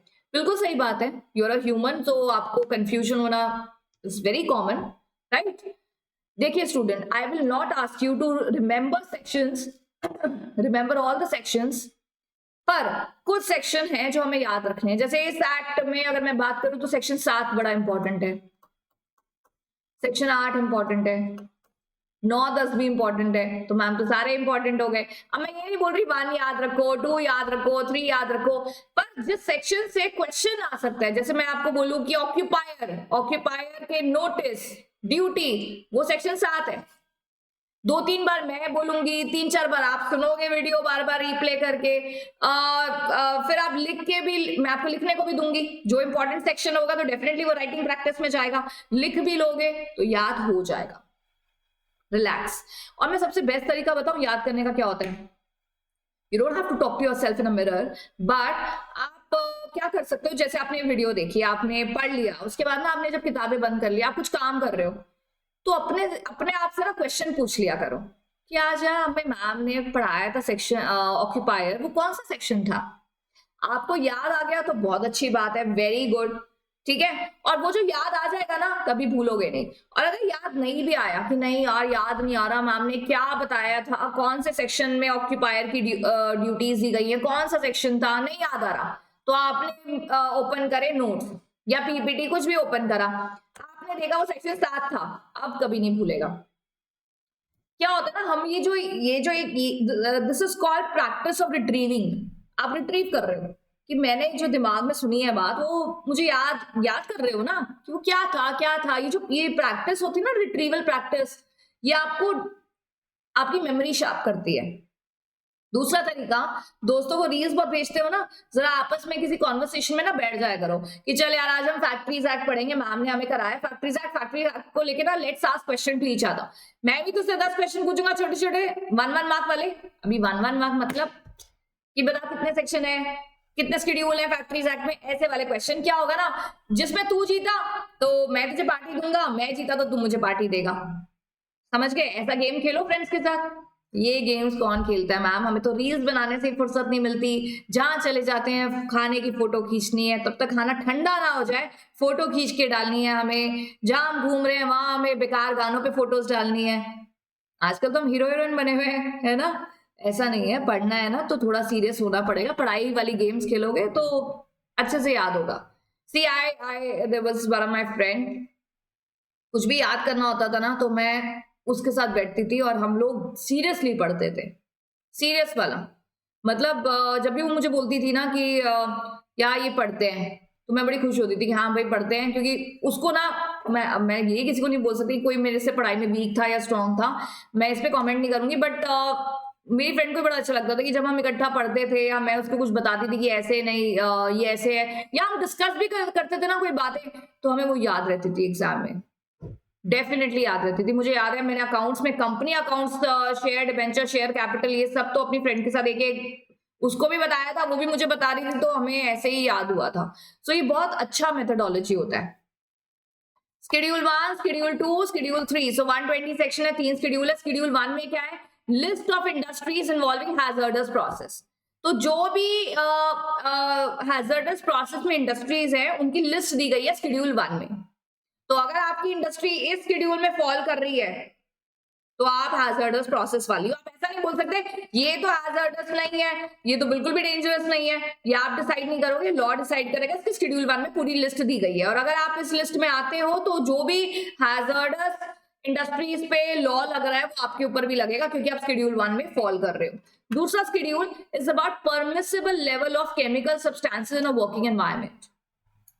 अभी देखो एक फैक्ट्री है, यहाँ पे कुछ केमिकल के साथ डील करा जा रहा है, या कुछ ऐसे सब्सटेंसेस के साथ डील करा जा रहा है जो एक थ्रेट दे सकते हैं वर्कर को। तो उनकी लिस्ट दी गई है और उनकी एक परमिसिबल लिमिट बताई गई है कि भैया सपोज ये वाला जो केमिकल है, क्या बोलूं कौन सा केमिकल, अब मुझे तो केमिस्ट्री याद नहीं आ रहा, पोटेशियम तो नहीं ना, वो तो ठीक होता है ना, मिथेन या कुछ भी कोई ऐसी गैस है सपोज। जैसे अब देखो भोपाल गैस ट्रेजेडी में it was all because of leakage of gas. तो एक परमिसिबल लिमिट बताई गई है कि अगर आप ये वाला सब्सटेंस, ये वाला केमिकल यूज कर रहे हैं अपने फैक्ट्री में तो उसका इतना लिमिट है, इससे ज्यादा यूज नहीं करेंगे आप। ठीक है, वो शेड्यूल 2 में दिया गया है। शेड्यूल 3 में दिया गया सारे नोटिफिएबल डिसीजेस। नोटिफिएबल डिसीजेस का मतलब तो तुमको पता है, बीमारी, डिसीज। नोटिफिएबल मतलब कि गवर्नमेंट ने नोटिफाई करी है कि इस ऑक्यूपेशन से ये डिसीज हो सकती है, और ये सारी नोटिफिएबल डिसीज है, और अगर ये डिसीज वर्कर को होती है तो कॉम्पेंसेट करना पड़ेगा तुम्हें नहीं, उसको जिसकी फैक्ट्री है जिसने वर्कर को रखा है, definitely. So schedule 1 list of industries, schedule 2 is a permissible limit, schedule 3 is diseases, permissible limit and industry, IPD। ठीक है, तो वैसे तो देखो वो होता है ना IPD, जिसमें क्या है, इंडस्ट्रीज की list, permissible limit and diseases. और कितने सेक्शन है? 120 सेक्शंस। चलो हमें एक्ट के ऑब्जेक्टिव पता चल गया, हमें स्कीम पता चल गई एक्ट की, जिससे हमारा एक पार्ट ए खत्म भी हो जाता है, जिसमें बिल्कुल फैक्ट्रीज एक्ट की बेसिक बातें थी। अभी इसमें क्या करने वाले हैं? फैक्ट्रीज एक्ट का, मैंने ज्यादा जूम कर लिया ना, वेट, यस, फैक्ट्रीज एक्ट का सेकेंड पार्ट जो मैंने बनाया है, आपके मॉड्यूल में सब इकट्ठा ही है, तो प्लीज मॉड्यूल में मत ढूंढने लग जाइएगा। सो फैक्ट्रीज एक्ट के पार्ट बी में हम क्या पढ़ने वाले हैं स्टूडेंट्स? डेफिनेशंस, मैन्युफैक्चरिंग प्रोसेस की डेफिनेशन ऑफ फैक्ट्री, ऑक्यूपायर की डेफिनेशन, मतलब डेफिनेशंस है हमारे पार्ट बी में। क्या है? डेफिनेशंस। Let's do. अभी स्टूडेंट देखो, आज हम जितना पढ़ रहे हैं, देखो शुरू में तो हम पहले डिस्कस करने लगा है अबाउट कि हम कैसे पढ़ेंगे, क्या हमारा मेथोडोलॉजी होने वाला है, सेक्टर सेक्टर, कैसे आपको नोट्स मिलेंगे, ये सारी बातें करी हमने। लेकिन आप समझिए, आपको हर एक चैप्टर बहुत अच्छे से कराया जाएगा, ठीक है, आपको नोट्स प्रोवाइड करे जा रहे हैं, आपको there is no time limit कि आप सिर्फ एक बार देख सकते हो ये वीडियो। आपको कोई बात नहीं समझ में आई, आप बार बार वो वीडियो को रिवाइंड करके देख सकते हो। It is on this channel. Description box में इंस्टाग्राम का लिंक दिया गया है, टेलीग्राम का लिंक दिया गया है स्टूडेंट्स, व्हाट्सएप कम्युनिटी का लिंक दिया गया है, my number is there, so you have access to all everything to reach me out in case of any problem. हाँ, अब अगर प्रॉब्लम दिमाग में रख के बैठे रहना है कि नहीं बताना मैम को, मैम खुद ही मैम को समझ में आ जाए, तो भाई इतना टेलीपैथी नहीं है, मैं आपका बैठे बैठे घर पे दिमाग नहीं पढ़ सकती कि आप क्या चाह रहे हो। तो जो भी अगर आपको नहीं समझ में आता, you can really reach back to me, you have all the access, right. अभी जहां तक व्हाट्सएप पे जुड़ने की बात है, तो मैंने आपको बता दिया कैसे जुड़ना है। आपको मेरे को मैसेज करना है, मैं आपको ऐड कर लूंगी ब्रॉडकास्ट में, कम्युनिटी आपको ज्वाइन कर लेनी है, लिंक दिया हुआ है, टेलीग्राम चैनल, इन सब जगहों पे आपको ये सारे नोट्स सब कुछ मिल जाएगा। और नहीं भी मिलता तो मुझे मैसेज डाल देना कि मैम हमें नोट्स नहीं मिल रहे, please I will send you notes, कोई प्रॉब्लम नहीं है। सोशल मीडिया का हमारे इतने डिसएडवांटेजेस हम बात करते हैं कि मैम इंस्टाग्राम हमें डिस्ट्रैक्ट करता है, फेसबुक पे हम लगे रहते हैं, टेलीग्राम पे हम लोग चैट कर रहे हैं, you know there so much distraction we have. But इस सोशल मीडिया का फायदा भी तो उठाना चाहिए ना, जहां पे आपको फायदा मिल रहा है, आपके पैसे बच रहे हैं, आप घर बैठ के ये सब्जेक्ट कर रहे हो, आपको नोट्स मिल रहे हैं, यू आर गेटिंग एवरीथिंग। अभी भी नहीं पढ़ोगे तो फिर तो तुम्हारी प्रॉब्लम है, मेरी प्रॉब्लम तो नहीं है, राइट। चलिए, let's talk about definitions. The first definition is adult. Adult means a person who has completed his 18th year of age. That person is called adult. Why are we doing the definitions? क्योंकि ये सारे terms आगे use करे गए हैं, तो इनके एक probable meaning जो है हमारे, वो हमें clear होना चाहिए, इसलिए definitions पढ़ते हैं। क्या ये exams में पूछी जाती है अलग से? No, not at all. Adolescent. Adolescent means a person who has completed his 15th year of age but not has completed his 18th year. Completed his 15th year of age, मतलब 15 साल का हो गया, बट 18 साल का नहीं हुआ, तो 15-18 के बीच में, तो that person is adolescent.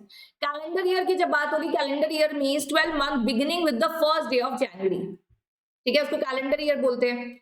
Child means a person who has not completed 15th year of age. जैसे आज एक बच्चा है, उसका हैप्पी बर्थडे हुआ, 14 ईयर्स का कंप्लीट हो गया, अभी उसको 15th ईयर रनिंग है, पर वो 15 कंप्लीट नहीं हुआ है, तो वो चाइल्ड ही माना जाएगा, ठीक है। वो has not completed his 15th year of age. जब वो 15 कंप्लीट कर लेगा, जैसे अगले साल उसका फिर बर्थडे आ गया, वो 15 कंप्लीट हो जाता है, तो वो क्या कहलाया जाएगा? एडोलेसेंट। फिर जब वो 18 कंप्लीट करेगा तो क्या कहलाया जाएगा? Adult. Competent person, competent person, ये टेबल कहां से आया? तुम्हारे मॉड्यूल से ही आया, तुम्हारे मॉड्यूल में ही दिया गया था डेफिनेशन का टेबल, ठीक है। Competent person in relation to any provision of this act means a person or an institution recognized by chief inspector. Competent person का क्या मतलब है? किसी भी प्रोविजन को लेके, जो भी हम आगे प्रोविजन पढ़ने वाले इस एक्ट में, किसी भी प्रोविजन को लेके अगर एक इंसान को इंस्पेक्टर ने बोल दिया ये सही पंच, ये कॉम्पिटेंट पर्सन है, ये पर्सन है जो इस प्रोविजन में ये प्रोविजन इसके ऊपर लग सकता है, तो that person is a competent person. For the purpose of test conduct करना, कोई एग्जामिनेशन, कोई इंस्पेक्टिंग करना किसी चीज की, तो वो पर्सन क्या माना जाएगा? Competent person. अभी आपको यहाँ पे क्या बोल रहा है? अभी जैसे सपोज आप आओ मेरे पास और बोलो कि मैम हमें ना ये फॉर्म फाइल करना है मिनिस्ट्री के साइट पे, मैं बोलूंगी भाई you are not a competent person. आपकी वो क्वालिफिकेशन या आपको यू नो आपने एमसीए पे एक as a user log in कर लिया, डजंट मीन कि आप फाइल करने की अथॉरिटी रखते हो, आप कॉम्पिटेंट नहीं हो। मैं आपको बोलूंगी क्यों मैं ऐसा बोल रही हूँ, क्योंकि मैं खुद सीएस हूं, मुझे पता है कि कौन कॉम्पिटेंट है किसी चीज को लेके, कौन नहीं है। अब इस एक्ट में कॉम्पिटेंट पर्सन कौन है? That will be decided by the inspector. That person will decide कि टेस्ट कंडक्ट करने के लिए, एग्जामिनेशन कंडक्ट करने के लिए, इंस्पेक्शन करने के लिए कौन सा पर्सन कॉम्पिटेंट है, और वो किस चीज पे तय होगा? On the basis of qualification experience of the person employed in the institution with regard to conduct of what? Test, examination, inspection, and more than one person institution can be recognized as a competent person. किसी person को भी आप competent person घोषित कर सकते हो या किसी institution को भी। कौन घोषित करेगा? इंस्पेक्टर। कौन इंस्पेक्टर? जो इस एक्ट में है। किस बेसिस पे घोषित करेगा? On the basis of qualification and experience, right. आगे हैजर्डस प्रोसेस किसको बोलते हैं? देखिए एक एक पेज इंटरलीव ये पेज से छोड़ा गया कि आप जब कल को अगर इसका प्रिंट आउट निकालें तो आपके पास एक चार्ट वार्ट बनाने के लिए या फिर कुछ लिखने के लिए जगह हो, ठीक है। Hazardous process, hazardous process means any process और activity in relation to industry specified in first schedule. First schedule में क्या था? कितने शेड्यूल कर रहे हैं हमने इस एक्ट के? 120 सेक्शन, शेड्यूल नहीं, 3 शेड्यूल। पहले शेड्यूल में मैम था आईपीडी, मतलब तीनों शेड्यूल का हमने क्या बनाया था एक्रोनिम? आईपीडी। पहला था industries list of industry, P से the permissible limit and D से द नोटिफिएबल डिसीजेस। तो पहले शेड्यूल में जो भी इंडस्ट्रीज दी गई हैं उनकी जो लिस्ट है पहले शेड्यूल में, वो लिस्ट इसलिए दी गई है क्योंकि वो किस प्रोसेस में है? Hazardous process. Where unless special care is taken, raw material used therein or intermediate or finished product, byproduct, waste or effluents would, कह रहे हैं hazardous process उस प्रोसेस को बोला जाता है जिसके प्रोसेस में रॉ मटेरियल या फिर इंटरमीडिएट प्रोडक्ट, इंटरमीडिएट मतलब वो भी फिनिश भी नहीं है, रॉ मटेरियल भी नहीं है, बीच का प्रोडक्ट, फाइनल प्रोडक्ट या फिर उसका रेसिड्यू, जैसे प्रोडक्ट बन जाता है उसका बचा हुआ कूड़ा या रेसिड्यू नहीं होता है वो, ये सारे जब किसी कोई मटेरियल इम्पेयरमेंट कॉज करे हेल्थ को, मटेरियल इम्पेयरमेंट मतलब जैसे किसी की हेल्थ है उसको डिस्टर्ब कर रहा है, मटेरियल मतलब इंपॉर्टेंट, जैसे क्या है ना, देखो छींक वीक आ गई कोई रॉ मटेरियल देख के आपको एलर्जी होगी तो अलग बात है, लेकिन ऐसा प्रोडक्ट जिसके प्रेजेंस से या यूसेज से किसी की हेल्थ में कोई इम्पेयरमेंट हो जाता है, कोई फर्क पड़ जाता है, या फिर वो एक जनरल एनवायरनमेंट में अगर पोल्यूशन कर देता है तो वो प्रोसेस हैजर्डस प्रोसेस कहलाया जाता है। अभी एक पर्सन है वो तीसरे फ्लोर से कूद गया, वो कहेगा ये मेरे लिए तो डेंजरस नहीं है, और आप मेरे से बात करो तो मैं तो थर्ड फ्लोर से नीचे भी ना देख सकूं, मैं कहूंगी तो बहुत डेंजरस है। अभी डेंजरस की क्या डेफिनेशन है, हर किसी के लिए अलग हो सकती है ना, यू अंडरस्टैंड। तो यहाँ बोल रहे हैं हैजर्डस प्रोसेस, फैक्ट्रीज एक्ट बोलता है कि वो प्रोसेस जिसमें कोई भी रॉ मटेरियल है या इंटरमीडिएट प्रोडक्ट है, फिनिश प्रोडक्ट है या प्रोडक्ट के बाद का बचा हुआ रेसिड्यू है, कोई एफ्लुएंट है, अगर वो किसी की हेल्थ में कोई फर्क डाल रहा है या फिर जनरल एनवायरमेंट में पॉल्यूशन कर रहा है तो वो हैजर्डस है, ठीक है, वो बिल्कुल हैजर्डस है। यंग पर्सन कौन होते हैं वो तुम डिसाइड नहीं करोगे, यहाँ तो आप देखो आजकल तो क्या है कि कुछ 60 साल का इंसान भी बोलेगा तो मैं तो यंग हूँ, तुम्हारे हिसाब से यंग डिसाइड नहीं होगा, यंग यहाँ पे बोल रहा है वो पर्सन या तो वो चाइल्ड है या फिर एडोलेसेंट, मतलब इस बात के हिसाब से मैं भी यंग नहीं हूँ, आप भी यंग नहीं हो, हम सब बुढ़े हो गए हैं। तो young person means person who is either a child और एडोलेसेंट। डे, डे मीन्स क्या होता है हमारे लिए, डे क्या होता है, अब देखो मैं सपोज 6 बजे उठ जाती हूँ, सपोज ले लो मैं 6 बजे कभी उठती नहीं हूँ, सपोज मैं 6 बजे उठ जाती हूँ तो मेरे लिए दिन की शुरुआत हो गई, तुम उठते हो सुबह 11 बजे, तुम्हारे लिए दिन की शुरुआत, फैक्ट्री सेट के हिसाब से दिन क्या है, day means a period of 24 hours beginning at midnight, जो हम हैप्पी बर्थडे नहीं करते 12 बजे के केक काटो, इनके हिसाब से भी वही है, ठीक है। वीक का मतलब क्या है, 7 days beginning at the midnight on week means a period of 7 days, हम भी वीक को यही मानते हैं 7 days beginning at midnight on Saturday night. हम सैटरडे नाइट को कौन सी नाइट मानते हैं, हम मानते हैं 6th डे एंड हो रहा है ना, लेकिन फैक्ट्रीज एक्ट बोलता है सैटरडे की मिडनाइट को वीक शुरू होता है, और हम बेचारे मंडे को ही दोष देते रहते हैं, मंडे अब वीक शुरू हो गया, स्कूल जाना है, कॉलेज जाना है, ऑफिस जाना है ना, मंडे को आज तक दोष देते आए हैं। इनके हिसाब से वीक कब स्टार्ट हुआ है, सैटरडे मिडनाइट। अब आप सोच रहे होंगे मैम ये हमें क्यों पढ़ा रहे हैं, मतलब भाई ये हम क्यों पढ़े ये सब, देखो ये इसलिए इंपॉर्टेंट है क्योंकि कल को क्या है ना, अगर तुम्हें कोई हाइपोथेटिकल सिचुएशन दी गई है, अब वेजेस की पेमेंट की जब बात आती है कि वीकली वेजेस और ये सब जब तय होता है, लेबर कह रहा है Monday is the beginning of the week, factory check कह रहा है no Saturday midnight is the beginning of the week. Power, power means electric energy, जो भी आप पावर जिसमें ह्यूमन को कोई मतलब person, it is not generated by human और animal agency, something that is been generated by electricity is power. Why, क्योंकि तुमने डेफिनेशन पढ़ा था with the aid of power, है ना। तो आप जहां पे इलेक्ट्रिकल का सहारा लेके 10 या 10 से ज्यादा लोग काम कर रहे हैं और मैन्युफैक्चरिंग हो रही है तो उसको फैक्ट्री बोलते हैं। तो पावर का मतलब है इलेक्ट्रिकल एनर्जी। प्राइम मूवर एक मशीन है, इंजन, मोटर और अदर अप्लायंस विच जनरेट और प्रोवाइड्स पावर, तो उसको बोलते हैं प्राइम मूवर, मतलब एक ऐसी मशीन जो पावर प्रोवाइड करती है। मैन्युफैक्चरिंग प्रोसेस की डेफिनेशन क्या है, अभी देखो डेफिनेशन क्यों पढ़ रही है, जो घी वाला एग्जांपल मैंने तुम्हें दिया था केस का, वो पर्सन कहता मैं तो फैक्ट्री की डेफिनेशन में आता ही नहीं, मैं तो क्योंकि फैक्ट्री होने के लिए मैन्युफैक्चरिंग चाहिए, मैं तो कुछ मैन्युफैक्चर नहीं कर रहा, मैं तो यहाँ से गांव वालों से घी लेता हूँ और शहर में बांट देता हूँ, शहर में बेच देता हूँ, बट नो, जरा मैन्युफैक्चरिंग की डेफिनेशन पढ़ो, making, altering, repairing, ornamenting, finishing, packing, oiling, washing, cleaning, breaking up, demolishing or otherwise treating, adapting any article or substance with a view to use or sale or transport, delivery or disposal। आप समझ रहे हैं, देखो अभी क्या है ना, मैं अपने घर पे ना अपने लिए बना रही हूँ एक अच्छा सा ब्रेसलेट, बड़े मतलब मैंने कोई स्टोन्स मंगवाए, बड़े महंगे स्टोन्स, और मैंने खुद ही अपने लिए ब्रेसलेट बनाया, ठीक है, या नेकलेस बनाया, इयररिंग बनाया, कोई भी ऑर्नामेंट बनाया। अभी ये इसका मतलब ये है कि मेरी फैक्ट्री है, मैंने अपने पर्सनल यूज के लिए बनाया, तो पहली बात है यहाँ पे अगर मैं कुछ मैन्युफैक्चर कर भी रही हूँ, कुछ बना भी रही हूँ तो अपने लिए, कमर्शियल पर्पस नहीं है।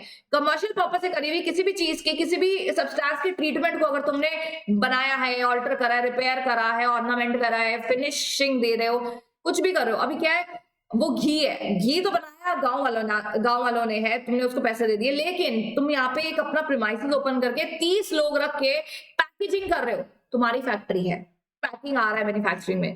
Pumping oil, water, sewage, other substance, generating, transforming और transmitting power, this is also factory, this is also manufacturing. तो मैन्युफैक्चरिंग है तो डेफिनेटली फैक्ट्री डेफिनेशन में आ सकता है। प्रिंटिंग, लेटर, लिथोग्राफी, फोटोग्राफ और सिमिलर प्रोसेस जो बुक बाइंडिंग से भी रिलेटेड होते हैं, फोटोग्राफी से रिलेटेड होते हैं, वो भी मैन्युफैक्चरिंग कहलाए जाते हैं। कंस्ट्रक्ट करना, रिकंस्ट्रक्ट करना, रिपेयर करना, रीफिटिंग करना, फिनिशिंग, ब्रेकिंग अप शिप्स और वेसल्स, ये भी मैन्युफैक्चरिंग में आता है। स्टोर करना किसी चीज को कोल्ड स्टोरेज में, ये भी मैन्युफैक्चरिंग में आ रहा है। अभी तक तो हम सोचते थे मैन्युफैक्चर मतलब बनाना, रॉ मटेरियल दिया गया और उससे चीज को बनाना, बट देखो मैन्युफैक्चरिंग की डेफिनेशन में क्या क्या आ रहा है 2K में, सेक्शन 2, राइट। तो यहाँ पे बोल रहा है मैन्युफैक्चरिंग के डेफिनेशन को करना जरूरी है, कल को कोई केस आ जाता है तो देख लो कितनी इंपॉर्टेंट डेफिनेशन है। एनी आर्टिकल और सब्सटेंस, ऑयल, सीवेज और other substance, power, electricity, book binding, ship, vessel, cold storage, ये मतलब आपको समराइज करके बताया गया कि ये सारी चीजें आ रही है।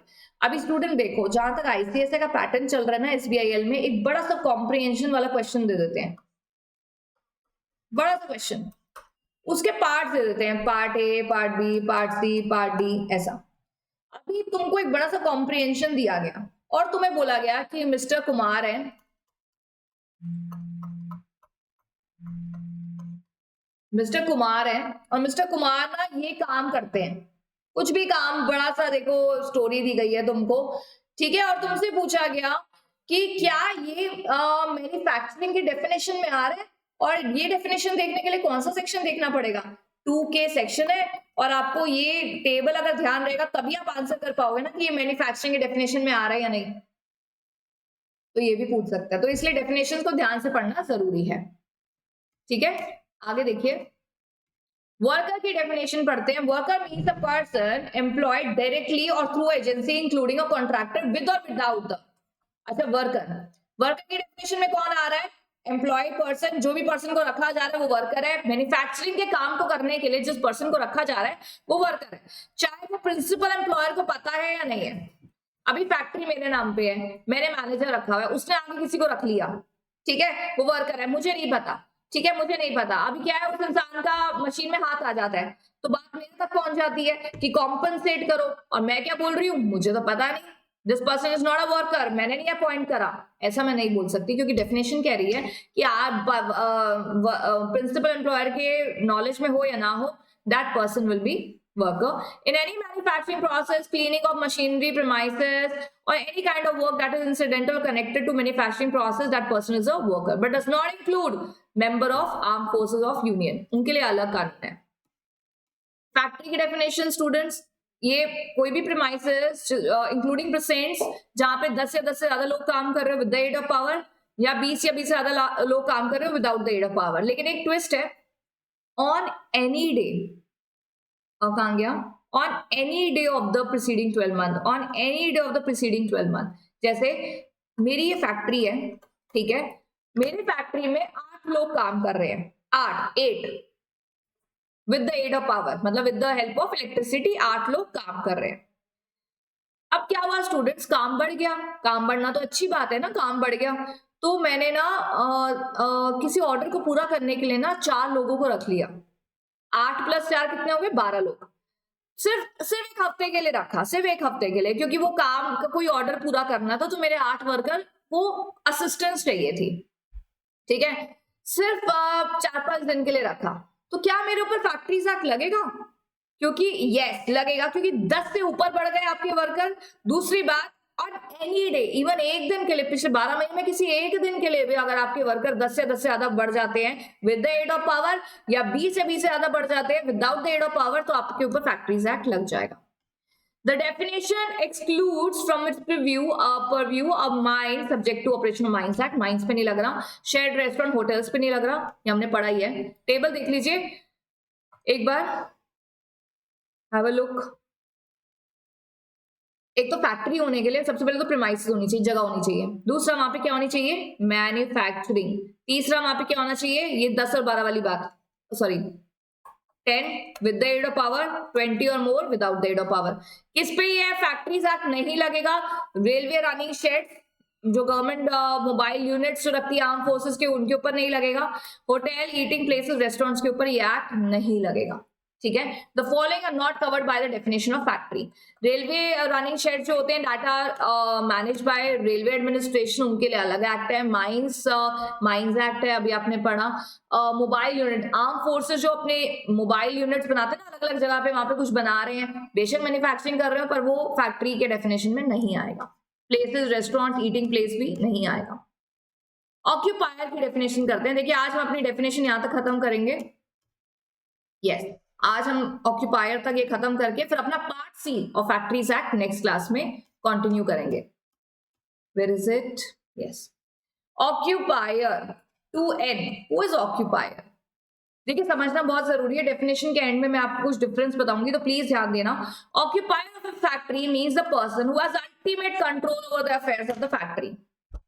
Ultimate control, what do you understand bye ultimate control? अच्छा एक बात बताओ, ये रही फैक्ट्री, देखो जरा ध्यान से देखो.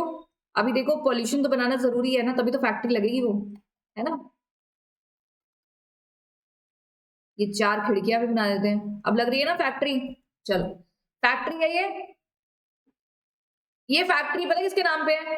Mister JJ. मिस्टर जेजे के नाम पे फैक्ट्री है. किसके नाम पे है? Mister JJ. नाम फुल फॉर्म तो मैं जो रखना रख लो. जेजे के नाम पे ये फैक्ट्री, जेजे के नाम पे, उसकी जगह है ये. He is the owner of the place, he is the owner of the place, और इसी ने ये बिजनेस स्टार्ट करा है, इसी की फैक्ट्री है ये, जेजे की. तो जेजे इज द ओनर, है ना. अब जेजे इसी फैक्ट्री में आता है, काम करता है, एंड सारे डिसीजन यही लेता है जेजे. हाँ मैम लेगा ही, ओनर है तो लेगा ही, जरूरी नहीं है. सुनो आगे, तो ये क्या माना जाएगा? He has the ultimate control of the factory, so he is a occupier. Occupier की डेफिनेशन तो यही बोलती है कि उस फैक्ट्री का अल्टीमेट कंट्रोल जिसके पास है, जो डिसीजन, कंट्रोल का मतलब क्या है? डिसीजन लेता है, that person is a occupier. तो जेजे ही ओनर है उस जगह का, जेजे क्या है? ऑक्यूपायर. अब जेजे ने ये काम स्टार्ट करा, काम को हुए 5 साल हो गए. जेजे ने सोचा कि अब मैं अपने काम को एक्सपैंड करता हूँ. एक्सपैंड मतलब देश के कोने में लेके जाता, देश के कोने कोने में लेके जाता हूँ. नॉर्थ इंडिया में समझ लो इसने हिमाचल साइड में फैक्ट्री लगाई थी, अभी साउथ इंडिया में जाना चाहता है ना. South India is my favourite part. तो साउथ इंडिया में जेजे ना तमिल में या तमिलनाडु में या केरला में, अपनी कोचीन में अपनी फैक्ट्री सेटअप करना चाहता है. कौन? जेजे. तो जेजे ने एक और फैक्ट्री सेटअप कर दी वहां पर, एक वेस्ट साइड भी कर दी, एक ईस्ट साइड भी फैक्ट्री. अब देखो बिजनेस बढ़ता है तो इंसान अपनी फैक्ट्री सेटअप करेगा ना अलग अलग लोकेशन पे. तो अब जेजे ने क्या करा, ये जो नॉर्थ वाली जो फैक्ट्री है ना, इसका जिम्मा दे दिया मिस्टर एमएम को. एमएम को जिम्मा दे दिया कि एमएम तू ही संभालेगा इस फैक्ट्री के सारे डिसीजंस, तुम लोगे, कंट्रोल तुम करोगे. तो अब एमएम क्या है? Now MM will become a occupier. Understand? Occupier is the person who has the ultimate control over the affairs of the factory, provided in case of firm or association of individual, जो partners होते हैं they are deemed. देखो वैसे तो क्या है ना, यहाँ पे जेजे ओनर है, उसकी फैक्ट्री है, वो ऑक्यूपायर माना गया. लेकिन जेजे ने जब किसी को अपॉइंट करा एमएम, तो एमएम क्या हो गया? ऑक्यूपायर. डीम्ड का मतलब है कि अगर कुछ नहीं बोला गया तो इनको हम ऑक्यूपायर मानेंगे. जैसे अगर कोई फैक्ट्री है जो एक फर्म है और वो फैक्ट्री का मैन्युफैक्चरिंग करती है, तो फर्म के जो पार्टनर है वो ऑक्यूपायर माने जाएंगे. अगर कंपनी है और उनकी फैक्ट्री है तो directors will be called as a occupier. पता है अभी तुम्हें पढ़ाते पढ़ाते ना मेरे 7 फोन आ गए. वैसे ये 7 लोगों का जो फोन आया ना, मेरे को कभी नहीं आता. ऐसा क्यों होता है? But anyway, in case company जो डायरेक्टर्स हैं they will be considered as occupier. Factory is owned by central government और स्टेट गवर्नमेंट. तो सेंट्रल गवर्नमेंट जिसको अपॉइंट करेगी that person will be called as occupier, और स्टेट गवर्नमेंट या local authority जिसको appoint करेगी that person will be a occupier. It is provided that In case of ship which is being repaired or on which maintenance work is carried out on a dry dock, देखो क्या होता है ना, ship तो पानी में होती है, शिप सुनती तुम्हें पानी समंदर याद आता है ना, ये जो एरिया होता है ना, जो लैंड एरिया है जहाँ पे शिप की रिपेयरिंग होती है, शिप को रखा जाता है, दैट्स अ डॉक एरिया। तो वहां पे जो उसका ओनर है, that person will be called as a occupier, या फिर जो शिप का मास्टर एजेंट है जिसको ऑफिसर इन चार्ज है, that person will be deemed to be occupier. ठीक है, तो आपको बता रहा है कि देखो अलग अलग केसेस में ये person will B occupier. Firm में पार्टनर्स, कंपनी में डायरेक्टर्स, एंड अगर सेंट्रल स्टेट गवर्नमेंट के अंडर फैक्ट्री है तो पर्सन अपॉइंटेड बाय सेंट्रल और स्टेट गवर्नमेंट। देखो जो ऑक्यूपायर होता है ना, उसको ऑक्यूपायर क्यों बोला जा रहा है? पहला तो मैम क्योंकि उसके पास अल्टीमेट कंट्रोल है फैक्ट्री का। दूसरी बात, जिसके ऊपर कंट्रोल होता है उसी की रिस्पॉन्सिबिलिटी होती है। तो occupier has a huge responsibility. What responsibility? Huge responsibility। किस चीज की रिस्पॉन्सिबिलिटी? लायबिलिटी होती है ऑक्यूपायर की। अगर उस फैक्ट्री में कुछ भी हो गया, ऑक्यूपायर का गला पकड़ा जाएगा। वहां पे कुछ भी गलत काम हो गया, ऑक्यूपायर को पकड़ा जाएगा। वहां पे किसी वर्कर को कोई दिक्कत हो गई, ऑक्यूपायर को पकड़ा जाएगा। लॉ क्यों नहीं फॉलो हो रहा वहां पे, ऑक्यूपायर को पकड़ा जाएगा। So occupier is a very important person, right? So कह रहे हैं कि ऑक्यूपायर की बहुत लायबिलिटी होती है, बट सेक्शन 101 कहता है exemption from liability of occupier या manager. It permits occupier or manager who is charged with the offense punishable under this act to bring into the court of any charges actual offender and also proves to the satisfaction of court that, कह रहे हैं देखो कुछ भी होगा court में तो occupier का गला पकड़ा जाएगा, बट अगर वो ये प्रूफ कर दे कि मैंने सब कुछ ड्यू डिलिजेंस करा था, सब कुछ क्रॉस चेक करा था, मेरी पूरी तब भी ये चीज हो गई, ये चीज मेरी नॉलेज या कंसेंट से नहीं हुई, अगर वो ये प्रूव कर दे तो उसकी लायबिलिटी कम हो जाती है। या फिर वो ये प्रूव कर दे कि मेरा कोई हाथ नहीं था, मैंने प्रॉपर डीडी करा था और मेरी कंसेंट से ये चीज नहीं हुई, तो उसके ऊपर लायबिलिटी नहीं आती है। वैसे कोई भी दिक्कत होती है फैक्ट्री में तो लायबिलिटी, प्राइमरी लायबिलिटी किसकी बन जाती है? ऑक्यूपायर की, right? Group relay shift, shift आप समझते हैं ना, वर्कर बोलते हैं मेरी मॉर्निंग शिफ्ट है, मेरी नाइट शिफ्ट है, like that. Where worker of the same kind is carried out in two sets of a worker, that is called as a group or relay or a shift। तो इसकी definition भी आपको बताई गई है। So students हमारी definitions हो जाती हैं खत्म। हमने ऑब्जेक्ट कर लिया, ऑब्जेक्टिव कर लिया, स्कीम ऑफ दैट कर लिया, हमने डेफिनेशंस कर ली। अगले पार्ट में हम करेंगे एजेंसीज के बारे में कि ये फैक्ट्रीज एक्ट तो बन गया, पर कौन सी एजेंसीज है जो इसके लिए रिस्पॉन्सिबल है। उसके लिए students I will teach you from PPT and notes, दोनों ही देखेंगे हम, बट पीपीटी से मैं आपको पढ़ाऊंगी, ठीक है? टेंशन नहीं है, पीपीटी भी पीडीएफ कन्वर्ट होकर आपको मिल ही जाएगी, so there is no need to worry, right? चलिए, so I see you in the next class. And जो जोश आपने मेंटेन, आपने एनलाइट करा है अपने अंदर कि हमें पढ़ना है, हमें क्लियर करना है अपने एग्जाम में, प्लीज उसको डिमिनिशिंग में मत जाने देना, उसको ऐसे ही रहने देना। ऐसे ही रहेगा तो आप डेफिनेटली, मैं डेफिनेटली बहुत ज्यादा बोलती हूँ ना, तो आप श्योरली एग्जाम क्लियर कर लोगे जून में and you will be able to achieve your target, right? One more thing, मैंने आपको सब बता दिया है कि आपको कैसे नोट्स लेने हैं। डिस्क्रिप्शन बॉक्स में सारे लिंक्स दिए गए हैं। कुछ नहीं भी समझ में आता तो मेरा नंबर दिया गया है, you can reach back to me in case of any problem. Otherwise if you like the video, definitely आपको, ये तो बड़ी प्रिज्यूम बात है कि आपको लाइक एंड शेयर कर देना चाहिए। शेयर भी कर देना चाहिए उन फ्रेंड्स में जो जिनको उनका हेल्प हो जाएगा। हेल्प करोगे ना तो हेल्प मिलेगी। Be kind. मैंने एक बहुत अच्छा कोट सुना आज, मतलब शायद तुमने भी सुना होगा, तुम मेरे से ज्यादा ही रील देखते होगे, तो बहुत ही अच्छा कोट सुना मैंने कि वो कोट था कि आपको कर्म तो अच्छे करने चाहिए, भक्ति तो रावण भी करता था। तो that was a very nice quote and I really adore कि यस, आपको गुड डीड्स करने चाहिए। Only praying to God is not going to help. Your good deeds are something that will pay you back, you understand? Your good deeds are those which are written for you, which will bring help for you automatically। आप किसी की help नहीं कर रहे हो, आप good deeds नहीं कर रहे हो, और भगवान के आगे आप प्रे करते रहो, मुझे ये दे दो, मुझे वो दे दो, आप जितना मर्जी प्रे करते रहो, you will not get anything। good deeds will give you whatever you want in life। so that quote had a very big meaning and I would say you should always do good deeds।